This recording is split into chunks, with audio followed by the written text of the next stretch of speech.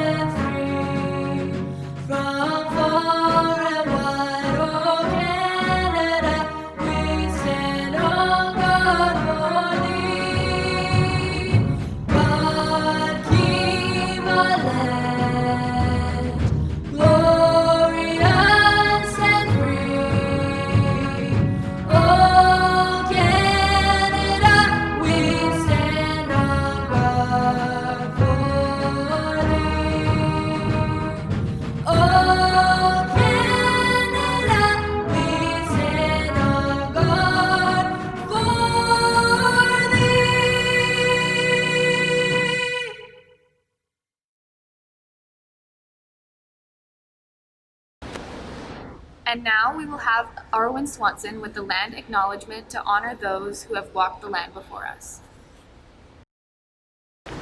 Good morning, students and staff of SHSS. We would like to begin by acknowledging the traditional lands and waters where we gather today. For thousands of years, the interior Salish, Sinaiaks, and Ktunaxa people cared for our home. We are grateful for this place and respectful of the countless generations of our ancestors who walked here before us. We gather today to honor those who have fought, defended, or fallen.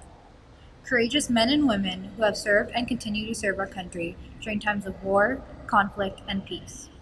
Together, we will take a moment to acknowledge the sacrifice of these brave individuals. But what should a Remembrance Day ceremony mean to us, students? Perhaps the most important thing for us to remember is that many of the dead were not much older than us.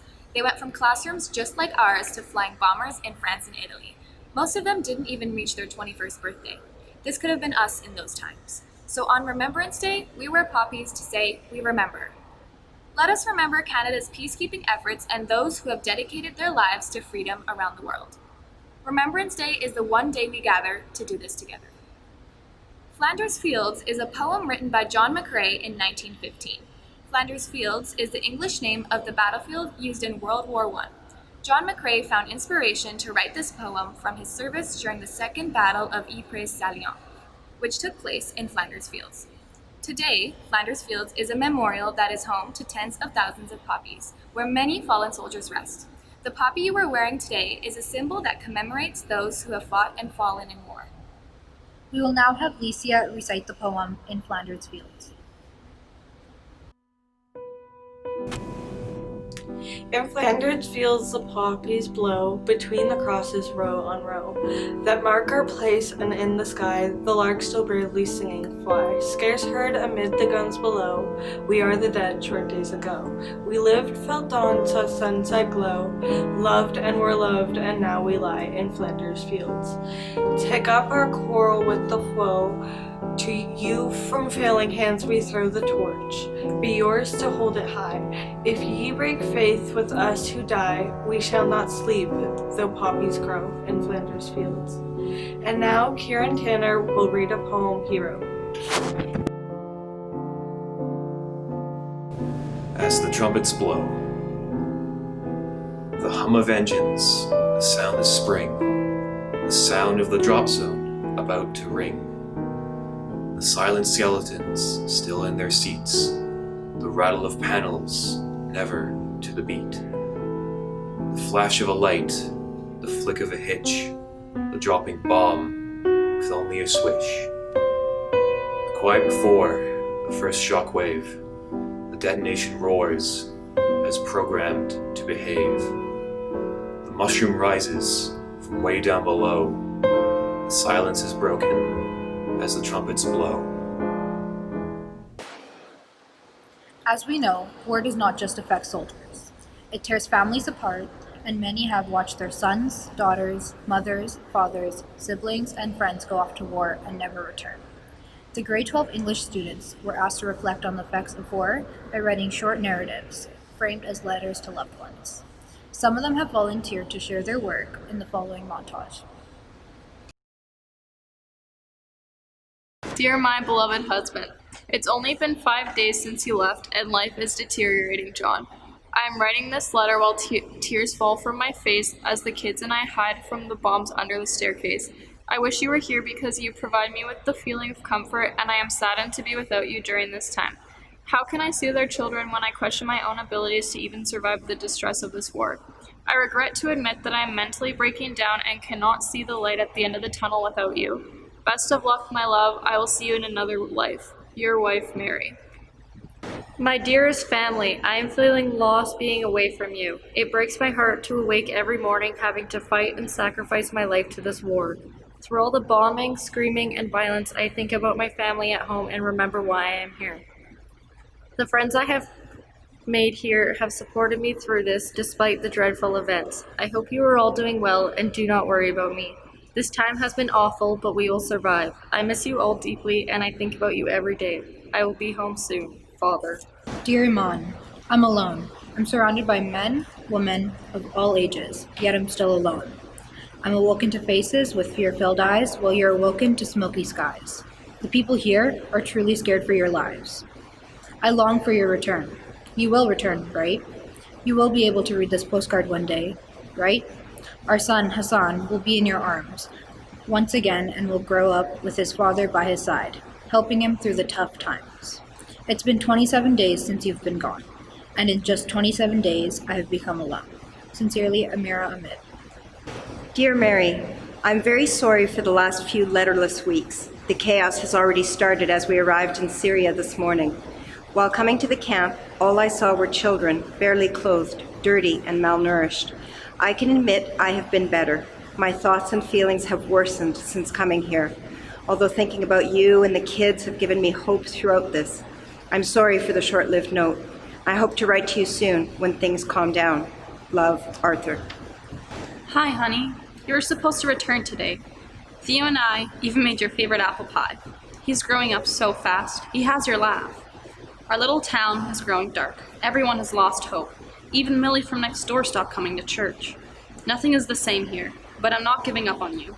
On us. Your sergeant said you'll be front line during the next invasion. I just need you to not be a hero. You come back to me in one piece, okay? Love, Theo and Jenny. P.S. We're waiting for you. Nashama Shalim, I miss you more than you know. Being separated from you is like separating my heart. I have nothing new to share as nothing happens when you're hidden.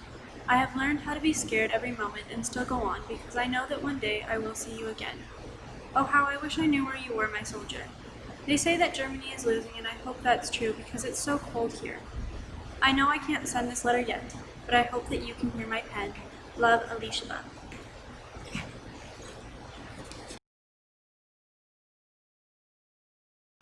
The Last Post is a song that has been around for hundreds of years. The Last Post carries meaning as it was one of the bugle calls used by the British Army. Today, the Last Post has come to symbolize and honor those who have been lost in war and the end of a soldier's service to his country. The Last Post will be played by Quinn Tanner. When the music stops, we ask that you remain standing quietly for the 2 minutes of silence. This is a time of reflection and remembrance. After the 2 minutes of silence, Quinn will play Reveille. Reveille means to wake up and to give us the opportunity to raise our awareness of the peace in which we live and our good fortune. Please rise for the Last Post.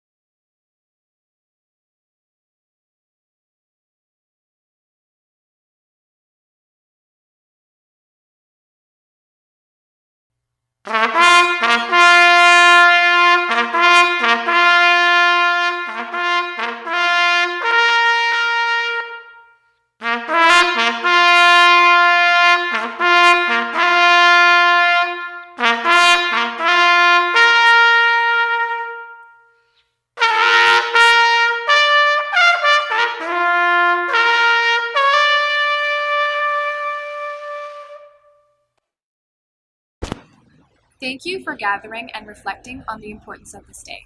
We live in freedom, we live in peace. This is a right that we want for everyone.